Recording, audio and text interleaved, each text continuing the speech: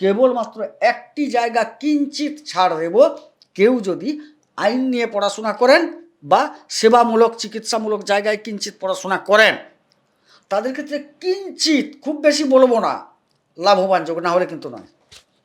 একটা জিনিস একটু ক্লিয়ার করি, জন্মছকে রবি এবং শনি একত্রে যাদের অবস্থান করছে আর কি জন্মছকে, তাদের জন্য মূলত আজকের এই এপিসোডটা, এবং সারা জীবনের নিরিখে বর্তমান সময়ের সাথে আপনার জীবনে ঘটা ঘটনা তাতে মিলল কি না মিলল সেটা বড় বিষয় না, নইলে দূর কেন বলছে। হ্যাঁ, ভাষাটা যে দূরে চলে গেল, এর জন্য বাড়ি ছাড়তে পারে এটা 20 যোগের কারণে, কিন্তু যখন সাথে সাথে দূর শব্দটা করলে না, সঙ্গে সঙ্গে আমাকে দেখে নিতে হচ্ছে যে ওই জায়গায় রাহু মঙ্গলের একটা কোথাও। না, তুমি রাহু মঙ্গলকে সরাও, আমি একদম বাস্তব তোমাকে ঘটনা বলছি, বাস্তব ঘটনা বলছি। আজকের মূল এপিসোড শুরু করার আগে আপনাকে মা নর্মদার কৃপা আপনি কি করে পাবেন আপনাকে আমি জানাতে চাই। আপনি যদি প্রতিদিন ত্রিকাল এই নর্মদাষ্টকম পাঠ করেন, আপনি মায়ের কৃপা পাবেনই পাবেন, মায়ের কৃপা আপনার উপর বর্ষিত হবে। ফ্রি অফ কস্ট নর্মদাষ্টকম পাওয়ার জন্য হোয়াটসঅ্যাপে আপনি আমাকে লিখুন আপনার নাম এবং ঠিকানা দিয়ে, যে পিডিএফ বই চাই, আমি আপনাকে পাঠিয়ে দেবো সঙ্গে সঙ্গে। এই পিডিএফ বই আপনি প্রতিদিন 5 জনকে শেয়ার করুন। আসুন আজকের মূল এপিসোড শুরু করা যাক। নমস্কার, নর্মদে হর, শিবকুণ্ডা মা নর্মদাকে প্রণাম জানিয়ে শুরু করছি আজকের এই আলোচনা। 20 যোগ নিয়ে আমরা কথা বলবো। জীবনে প্রথমবার এমন আলোচনা আপনি শুনবেন। হ্যাঁ, এপিসোডের শুরুতেই বলছি, আলোচনার রূপরেখা যে জায়গায় নিয়ে যাব, 20 যোগ সম্পর্কে এই ধরনের আলোচনা আপনি প্রথমবার শুনবেন। জ্যোতিষবিদ্যা এবং জীবন দুটোকে মেলাবো, চলুন মেলাই। এর আগে একটা এপিসোডে বলছিলাম কুম্ভ লগ্নের নিরিখে, 20 যোগের এপিসোডে বলছিলাম, ওখানে শেষে প্রশ্নটা তুলেছিলাম যে সেই প্রশ্ন নিয়েই মিনে উত্তর দেব। আপনার কুম্ভ নয়, তবুও কুম্ভ দেখবেন। আর কুম্ভ যাদের ধরুন রাশি কুম্ভ লগ্ন বা কুম্ভ লগ্ন অন্য মিথুন রাশি, তাদেরকেও মিনের এপিসোড দেখতে বলেছিলাম। সেই কারণে ওইখানকার প্রশ্ন এখানে নিয়ে এসেছি। পুরো সিরিজটা দেখুন, 12টা 20 যোগের। জীবনের সাথে জ্যোতিষবিদ্যা কীভাবে ব্লেন্ড হয় সেই জায়গাটা খুঁজে পাবেন। চলুন এবার প্রশ্নে যাই। যে জায়গাটা বলেছিলাম, জীবনে কিছু ক্ষেত্রে না পিতার চরিত্রে নিজেকে অবতীর্ণ হতে হয়, অথচ সেখানে আপনি পুত্রবৎ আছেন, তাই আপনার জীবনে নানান সমস্যা, নানান বিড়ম্বনা ইত্যাদি ইত্যাদি। আবার কোথাও আপনি পুত্র থাকারই কথা, অথচ পিতা সেজে বসে আছেন, তাই মগজমারি।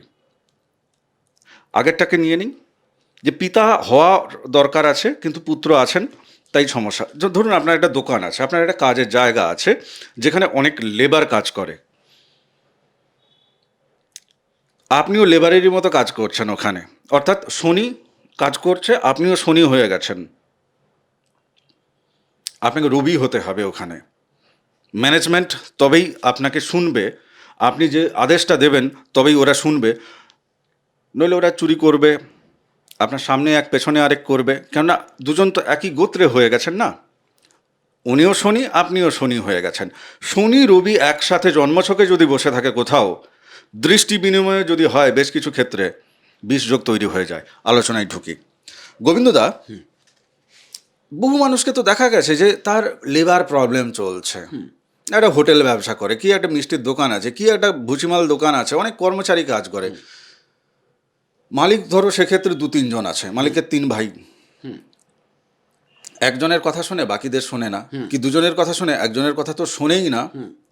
আবার কাউকে খুব ভয় করে, তার চোখের সামনে কাজ করে, সে পালিয়ে গেলেই তারপরে দেখা যাচ্ছে দোকানে লাটে উঠে গেছে, পরে সিসিটিভি চেক করে দেখা যাচ্ছে যে সে চলে যাওয়ার পরেই ওরা সবাই বসে আছে। তো এই যে বিড়ম্বনা, রোজগারের জায়গায় বিড়ম্বনা, একদম এই উদাহরণটাকে নিয়েই তুমি আগে উত্তরটা শুরু করো, বাকি তোমার আরও অভিজ্ঞতা তুমি রাখবে। আচ্ছা, প্রথমেই বলি, রাসভারী বলে একটা কথা আছে। হ্যাঁ, লোকটি রাসভারী। রাসভারী মানে কি? যে তিনি এমন একটি রাশি নিয়ে জন্মেছেন যেটা দেখলে তাকে সমীহ করতে মনে হবে। বোঝা গেল? এবারে কর্মক্ষেত্র বা উপার্জন ক্ষেত্র অনেকগুলো দিক থাকে। মীন লগ্নকে মাথায় রেখে কথা হবে একদম। আমি ধরলাম উনি ব্যবসা করেন, উনার ব্যবসাধিপতি কে, তিনি কোথায়, বা উনার ব্যবসার জায়গায় উনাকে কেউ মান্যতা দিচ্ছে না, ব্যবসা সংক্রান্ত বিষয়ে যখন তিনি পৌঁছাচ্ছেন অস্বস্তি বোধ করছেন। আবার আর একজন এসে সেই ব্যবসাটা, আমি ধরলাম এটা একটা যৌথ ব্যবসা, তিনি একটা পার্ট টাইম এলেন, সেটাই তো উদাহরণে এবার রেখেছি। তার ক্ষেত্রে শুট করে যাচ্ছে। এইখানে দেখা যাবে একজনের কুণ্ডলিতে 20 যোগ আছে। কার কুণ্ডলিতে? যিনি অস্বস্তি ফিল করছেন আচ্ছা, তারই কুণ্ডলিটা, তার কুণ্ডলিতে অবশ্যই 20 যোগ আছে। যেখানে ব্যবসাটার ক্ষেত্রে গেলে তিনি অস্বস্তি বোধ করছেন, তাকে কর্মচারী মানছে না, তিনি ব্যবসাটাকে গোছালো, কর্মচারী কখন মানবে না? যখন তোমার লিডারশিপ দেওয়ার ক্ষমতা থাকবে না। ব্যবসা চালানো মানে তো একটা লিডারশিপ, হ্যাঁ, তোমার তার মধ্যে কোনো সমস্যা থাকবে, কোনো খামতি থাকবে, তখনই কর্মচারী তোমাকে মানবে না। না আবার এটাও তো হতে পারে না, এটাও তো স্বাভাবিক যে ধরো ওনার মধ্যে লিডারশিপ দেওয়ার ক্ষমতা আছে, কিন্তু কর্মচারীটাই হচ্ছে যে বদমাশ। আমি কর্মচারীটা আর কর্মচারীগণের মধ্যে পার্থক্য আছে, কথাটা বুঝবে। একজন কর্মচারী হলে একজন কর্মচারী, কিন্তু 10 জন কর্মচারী যখন হবে, সকলের তো আর সবাই বদমাশ হতে পারে না, কথাটা বুঝবে। এমনও তো কোনো ব্যবসা ক্ষেত্র আছে, 10 জন লেবার আছে, কাজ করছে বিভিন্ন ডিপার্টমেন্ট করছে। একটা মিষ্টির দোকান ভাবো না, তার যে মিস্ত্রি বানায় সে তো আর সেলসম্যান নয়, বুঝতে পেরেছো? মালিক ক্যাশে বসে আছে, অথচ দেখা যাচ্ছে 10 জনই এই মানুষটার কথা শুনছে না। না সবাই শুনছে না, আমি সেটা বলছি না, আমি বলি পার্টিকুলার কেউ কেউ। হ্যাঁ, তখন দেখতে হবে আমার দুর্বলতা। আবার দেখা যাচ্ছে 10 জনের একজন শুনছে না, তাইলে কুণ্ডলীগত একটা ফারাক তার সাথে আমার অবশ্যই কিছু ভেতরের আভ্যন্তরীণ আছে, ফারাক আছে। অথচ আমাকে 9 জন মানছে, তার মানে আমি ঠিক আছি ব্যবসার জায়গায়, কোনো কারণে কুণ্ডলীগত ডিফারেন্সের জন্য তার সাথে আমার পড়ছে না, এটা বোঝা গেল। আবার দেখা গেল ওরই সাথে আমার মেজো ভাইয়ের খুব মিল, হতেই পারে। এবার তার ক্ষেত্রে কুণ্ডলীগত একটা ম্যাচিং আছে, বলে তাইলে অন্যের সাথে শত্রুতা হচ্ছে না কেন? না ব্লাড গ্রুপগুলো জানো না, A group, B group, AB group, O group, সর্বজনীন গ্রাহিতা, সর্বজনীন দাতা ইত্যাদি ইত্যাদি আছে। সেরকম উনার মেজো ভাই হয়তো কুণ্ডলীটা এমন একটা নিরপেক্ষ কুণ্ডলী যে সবাইকে মানিয়ে নিতে পারে, নমনীয় মনোভাবের, হতেই পারে। এর অনেক কিছু কুণ্ডলী না নিরিখ দেখলে কেন হচ্ছে বোঝা যাবে না। তবে ব্যবসা ক্ষেত্রে আপনি যদি মনে করেন কারোর সাথে 20 যোগ তৈরি হচ্ছে, মানে খারাপ আচরণ হয়ে যাচ্ছে, একটা সমস্যা তৈরি হচ্ছে, সেখানে অবশ্যই আপনি তো লোকের কুণ্ডলী টেনে এনে বিচার করতে পারবেন না, আপনারটা দেখে নেন। ব্যবসা ক্ষেত্রে আপনার প্রভাব কীরকম থাকবে, লাভ লস কীরকম থাকবে, ব্যবসা অর্গানাইজিং সিস্টেমটা আপনি কীভাবে কন্ট্রোল করতে পারবেন, সব কিছু বোঝা যাবে ওখান থেকে। মীন লগ্নে জাতক জাতিকাদের সপ্তমে রবি আর শনি থেকে তুমি সেই জায়গাটা শুধু ব্যবসায়িক জায়গাটা তুলে ধরলে, বিবাহিত জীবনের জায়গা নিশ্চয়ই তাহলে একই রকম ভাবে ডিস্টার্ব হবে, কিছু না নাও হতে পারে, ঘটনাটা অন্য জায়গায় বোঝো আগে। আচ্ছা, ষষ্ঠপতি সপ্তমে গেলে একটা ঋণ হয়, 100 ভাগের 90 ভাগ ব্যবসার জন্যই লোকে ঋণটা করে। বিবাহ করার জন্য যদি মেয়ে পক্ষ হয় হয়তো বাবু এখনও ব্যবস্থা উঠে গেছে সব, না হলে কিছুটা হয়তো উপঢৌকন কি যৌতুক কী বলে তার জন্য ঋণ হতেই পারে, কিন্তু ছেলের ঘরের ক্ষেত্রে খুব একটা হওয়ার সম্ভাবনা দেখি না। তাইলে এখানে দেখবে ঋণটা ব্যবসার ক্ষেত্রে যতটা প্রযোজ্য, বিবাহের ক্ষেত্রে, দাম্পত্যের ক্ষেত্রে ততটা প্রযোজ্য না। দাম্পত্যর ক্ষেত্র বললাম, দাম্পত্য মানে স্বামী স্ত্রীর সম্পর্ক, এখানে ঋণ খুব একটা প্রযোজ্য না। তাইলে এখানে ঋণের জায়গাটা যদি ব্যবসায় আছে, তাহলে আমাকে ধরতে হবে ব্যবসা ক্ষেত্রে ঋণ, মানে সপ্তমটা ব্যবসা হিসেবে ধরছি। আবার দাম্পত্যে এটা কি দেখবো, ষষ্ঠপতি এসে সপ্তমে বসলো, রবি চলে এসছে, তার মানে কি মালি মোকদ্দমা ঢুকতে পারে, আইন ঢুকতে পারে, কারণ ষষ্ঠ তো রিপু, ঋণ, রোগ, শত্রুতা দেয়।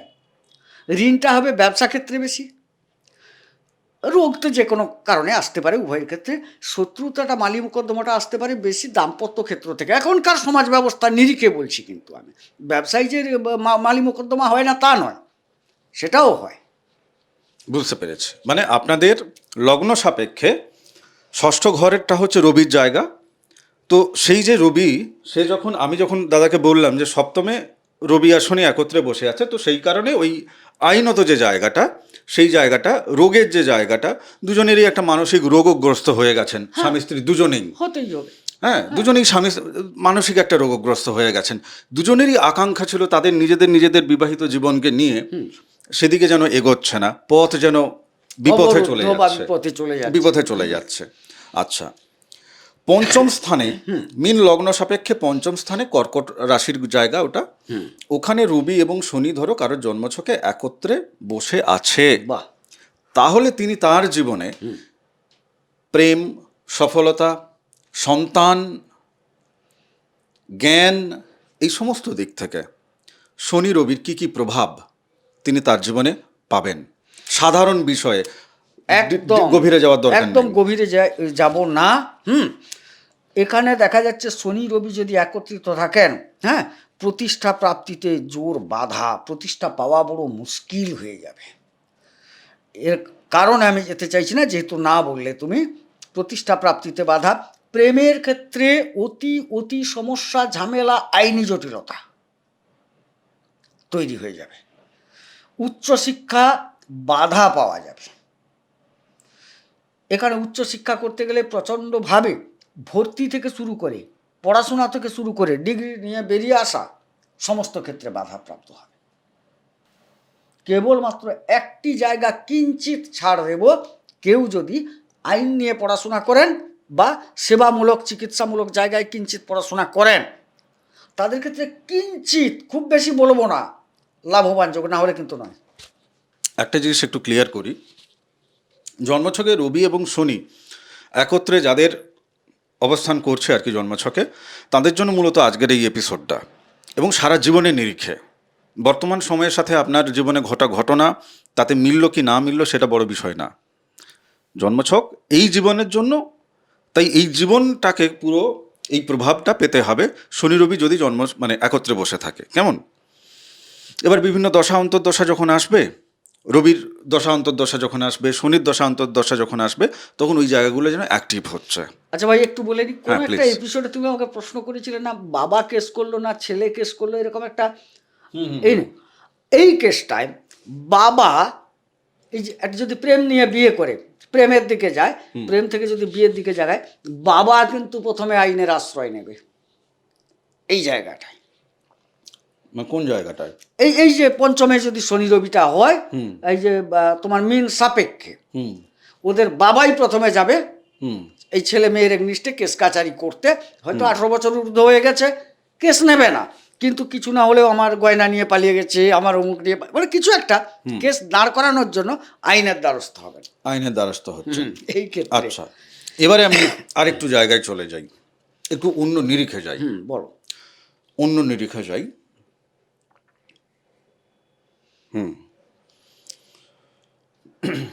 একেবারে তুমি চলে যাও একাদশে। একাদশে মীন লগ্ন সাপেক্ষে একাদশ ঘরে রবি এবং শনি একত্রে বসে আছে। এবার দুটোকে একটু ডিগ্রি দিই, কেননা এর মধ্যে অনেক ডিগ্রিরও ব্যাপার আছে, তো বাকি এপিসোড যারা দেখছে তারা জানে যে ডিগ্রি।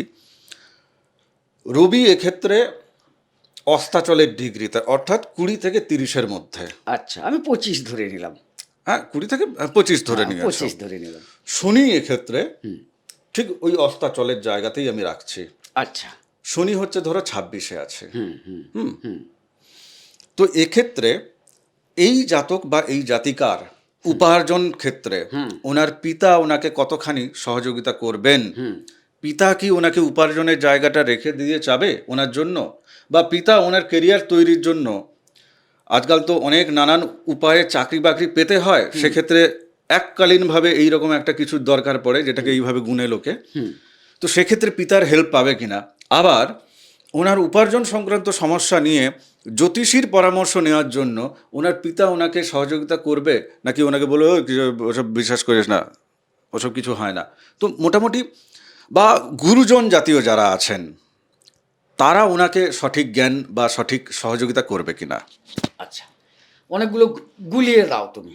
প্রথমে বলি, ওই জায়গাটায় উপার্জনের স্থলে হয়েছে, এই উপার্জনটার ক্ষেত্রে কি ধরনের শত্রুতা বা মতভেদ আসবে, মূল প্রশ্ন। ঋণকর্তা পিতা শত্রু, মাতা শত্রু দ্বিচারিণী, রূপবতী ভার্যা শত্রু, পুত্র শত্রু কুপণ্ডিতা। ষষ্ঠ ঘর থেকে রবি গিয়ে উপার্জনে বসলো। ষষ্ঠ ঘরটা কিসের? রিপু, ঋণ, রোগ, শত্রুতা। উপার্জন করছে কে? উপার্জনপতি উপার্জনের ঘরে, মানে শনি তার নিজের ঘরে বসে আছেন। একদম। হ্যাঁ, এই উপার্জন করবে। আবার তুমি দিয়েছ কি? রাত্রিকালীন ডিগ্রি শনিকে দিয়েছ। রাত্রিকালীন ডিগ্রি 100 ডিগ্রি পেয়েছে, নিজের ঘর পেয়েছে, বাকি তারাটারের কথা পরে হবে। তিনি নিজে উপার্জন করবেন, সেই উপার্জন বেশ কিছুটা বাবার ঋণ শোধ করতে করতে খরচ হয়ে যাবে। বোঝা গেল? অতএব আমি উপার্জন করব, বাবা ঋণ করবে, যে কোনো কারণে। একটু আগে যাও না, কেরিয়ার দাঁড়াতে বাবা হেল্প করবে কিনা? কে একটা কথা বলি, কুণ্ডলিতে মানে উপার্জন করতে বাবা হেল্প করবে কিনা শুরুতে? না না, উপার্জনের ফল তো বাবার দিকে যাচ্ছে, সেটা তো দেওয়া উচিতও বটে, যাই হোক, বা উনি চিন্তা করবেন, কিন্তু উপার্জনের সূত্রপাত বাবার হাত ধরে হবে কিনা?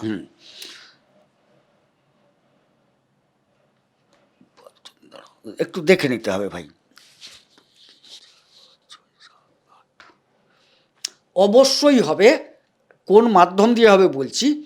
বাবা যেটা চাইবেন এক্ষেত্রে, হ্যাঁ, ছেলে কোনো বড় কোম্পানিতে কাজ করুক, হ্যাঁ, এই ক্ষেত্রে বাবার একটা খুব ভালো প্রয়াস থাকবে। একটু দূরবর্তী জায়গায় ভালো চাইবেন উনি।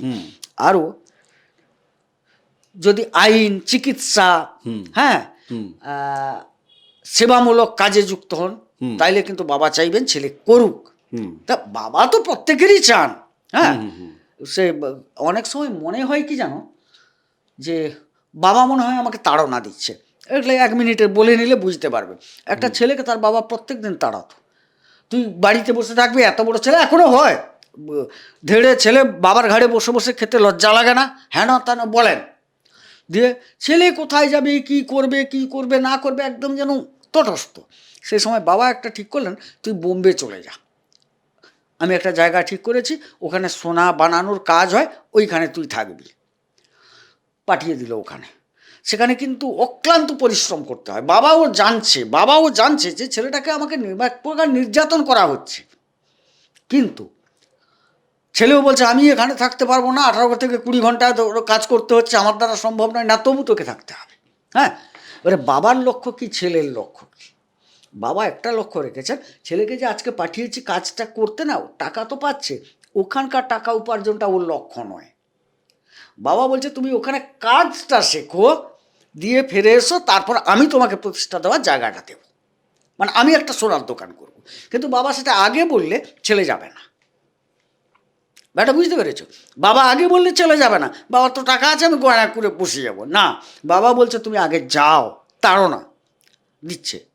হ্যাঁ, এবার সেখানে তুমি শেখো, এসে পৌঁছালে আমি তোমাকে প্রতিষ্ঠার জায়গা দেবো। এই যে যাওয়ার, সেখানে পৌঁছানো, আর সেখানে যে ছেলেটার থাকা, বাবা শত্রু, তার কাছে বাবা শত্রু। বোঝা গেল জিনিসটা? এই জায়গাটা যে তুমি বললে কোন কোন কর্ম, এই জাতীয় কর্মে সহযোগিতা করবে এবং এই রকম আচরণও করবেন বাবা। আচ্ছা, মানে আপাত দৃষ্টিতে মনে হবে যে না, যেন সহযোগিতা করছে না, উল্টে আমাকেই সহযোগিতা করতে হচ্ছে, কিন্তু আসলে তার মানে পিতা বা পিতৃতুল্য ব্যক্তিদের দ্বারা উনি এইভাবেই জ্ঞান বা সহযোগিতা উনি এইভাবেই পাবেন, পরামর্শ পাবেন। ভবের ঘরে খারাপ, ভাবের ঘরটা বড় ভালো। আচ্ছা, বেশ, বোঝা গেল? বেশ বেশ বেশ। আমি লাস্ট প্রশ্নের দিকে যাই।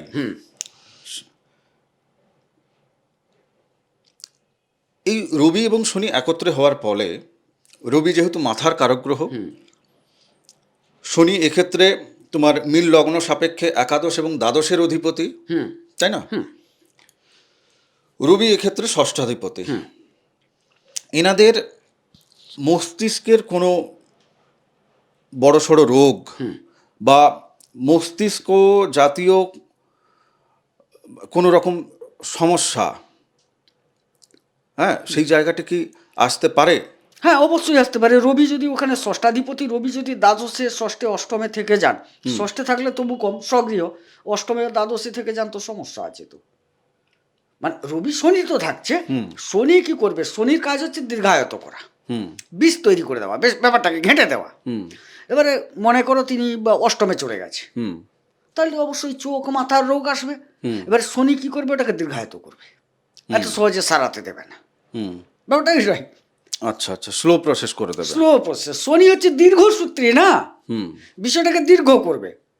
এটা যদি শুধু শনিটাকে সরিয়ে নেওয়া হয়, রবিটা শনিকে আমরা সরাবো না, গুলিয়ে যাবে না না, তাইলে ওইটা দীর্ঘ প্রসেস হবে। ওই চিকিৎসা ওইটা দীর্ঘ প্রসেসের যোগ। আর একটা প্রশ্ন করতে ইচ্ছা করছে, করেই ফেলি। বল। মিল লগ্ন সাপেক্ষে এনাদের কমেন্ট বক্সে যা যা কমেন্ট দেখি এনাদের জীবনে, সেটা দেখা যায় যে মানে অহরহ, আমি এটা এর আগেও বলেছি, অনেকের জীবনে দেখা যায় যে তিনি ঘর বাড়ি বানাচ্ছেন, হয়তো তার মীন রাশি অন্য লগ্ন, তা সত্ত্বেও দেখেছি তিনি ঘর বাড়ি বানাচ্ছেন। সেই ঘর বাড়ির বানানো টানানোর পরে, বা অনেকের ক্ষেত্রে দেখা যায় যে কাজ প্রায় কমপ্লিটের পথে বা কাজ শুরু হয়েছে, এইরকম পরেও ঝগড়া শুরু হয়েছে এবং সেই বাড়িতে ইনি থাকতে পাচ্ছেন না। কে থাকতে পারছে না? বাবা না, জাতক জাতক জাতক থাকতে পাচ্ছেন না। তখন এনার মনে হয় যে তাহলে আমাকে দিয়ে ঘরটা বানিয়ে নেওয়া হলো, এরপরে আমার সাথে শত্রুতা করা হলো, আমি শান্তিপ্রিয় মানুষ, তো এবার আমি আবার থাকবো কোথায়? আবার আমাকে নতুন করে কিন্তু ঘর একটা বানাতে হবে, বা ভাড়া বাড়িতেই আমার বাকি জীবনটা চলে যাবে। তো এইরকম জায়গা যদি কারোর জীবনে এই ঘটনাগুলো যদি ঘটে, তাহলে আমরা কি চতুর্থ ঘরে তার রবি এবং শনির কিছু একটা দ্যুতি বা কিছু একটা দৃষ্টি সংযোগ বা কিভাবে কিছু একটা থাকবে, হ্যাঁ, সেটা নবাংশ বা যাই হোক। না না, এখানে অনেক কিছু দেখা যাবে। এখানেও নক্ষত্র পেয়েছে, না হয় ভাবের ঘরটা দেখে নিতে হবে। সরি, নক্ষত্র। হ্যাঁ, নক্ষত্র পেয়েছে। মানে কে কার নক্ষত্র পেয়েছে? যে শোনো, একই জায়গায় ডিগ্রিগত অবস্থান দেখবো প্রথমে। বাজে নক্ষত্রে পৌঁছে গেছে দুজনই, শনি এবং রবি। হ্যাঁ, চতুর্থ ঘরে। হ্যাঁ, ওখানে বাজে নক্ষত্র পেয়ে গেছে, 20 যোগটা অ্যাক্টিভ হয়ে যাবে সব সঙ্গে সঙ্গে। আরো প্রবল না, ঘর ছাড়াচ্ছে তো আর বড় কিছু নয়। একটা আরও একটা এর সাথে ভাই এখানে একটু সংযোগ করে দিতে না হবে। প্লিজ। এই জায়গার সাথে সাথে একটু রাহু মঙ্গলটা কোথায় আছে দেখে নেওয়ার দরকার আছে। নইলে দূর কেন বলছে? হ্যাঁ, ভাষাটা যে দূরে চলে গেল, এর জন্য বাড়ি ছাড়তে পারে এটা 20 যোগের কারণে। কিন্তু যখন সাথে সাথে দূর শব্দটা করলে না, সঙ্গে সঙ্গে আমাকে দেখে নিতে হচ্ছে যে ওই জায়গায় রাহু মঙ্গলের একটা কোথাও। না, তুমি রাহু মঙ্গলকে সরাও, আমি একদম বাস্তব তোমাকে ঘটনা বলছি, বাস্তব ঘটনা বলছি। নিজের বাস্তু জমি থেকে, মানে নিজের যে বাস্তু জমি, বাস্তু বাড়ি ছিল যেখানে, সেখান থেকে ঢিল ছোঁড়া দূরত্বে তাকে নতুন করে জায়গা কিনতে হয়েছে। মানে ধরো এখানে হচ্ছে তার নিজের বাড়ি, এখানে হচ্ছে তাকে জায়গা কিনে আবার ঘর করতে হয়েছে। হ্যাঁ, হয়েছে। নিজের গ্রামে নয়, মানে পাড়ার মধ্যেই, ঠিক আছে। অথচ তার বাস্তু জমিতে তাকে সেখানে ভাগ বাটোয়ারা দেওয়া হয়নি, বা এবং সেটা হয়তো এত এখনো পর্যন্ত লিটিগেশন মেটেইনি। বাবা মা কেউ নেই শরীরে, নিজেরা ভাইরা বোনেরা সবাই মিলে কে কোন দিকে, কার কোন দিকে সামনে পিছনে জায়গা থাকবে ইত্যাদি ইত্যাদি লড়াই হয়ে লিটিগেশনই মেটানো হয়নি। পরে যে যার সাইডে জায়গা কিনে তাকে বাড়ি করতে হচ্ছে। তো এক্ষেত্রে সে কিন্তু দূরে চলে যায়নি, তাই রাহুমঙ্গলকে টানবে না। তো এক্ষেত্রে শনি কোথায় বসে থাকলে বা রবি কোথায় বসে থাকলে, আমরা তো শুধু একত্রে বলছি না, একত্রেও বলছি আবার নক্ষত্রেও বলছি, আবার দৃষ্টিরও কথা বলছি, তাই না? জন্মশকটা একটু মেলাক না ওনারা। ওনাদের চতুর্থ স্থলে কোনো কারণে যদি এই ধরনের মানে ঘটনা ঘটে, চতুর্থে অবশ্যই একটা 20 যোগের প্রভাব থাকতে হবে। আমরা যেহেতু 20 যোগ নিয়ে আলোচনা করছি, আরও কিছু খারাপ যোগ আছে, আরও কিছু খারাপ যোগ আছে, কথাটা বুঝো। এই 20 যোগের কারণটা কি বুঝবো না, বাবার কোনো নিজস্বতার কারণে, হয় তার ভাগ করে দেওয়ার ক্ষেত্রে ত্রুটি, বা বুঝিয়ে দেওয়ার ক্ষেত্রে ত্রুটি, বা কোনো একটা ত্রুটির কারণে এই গণ্ডগোলটা তৈরি হবে।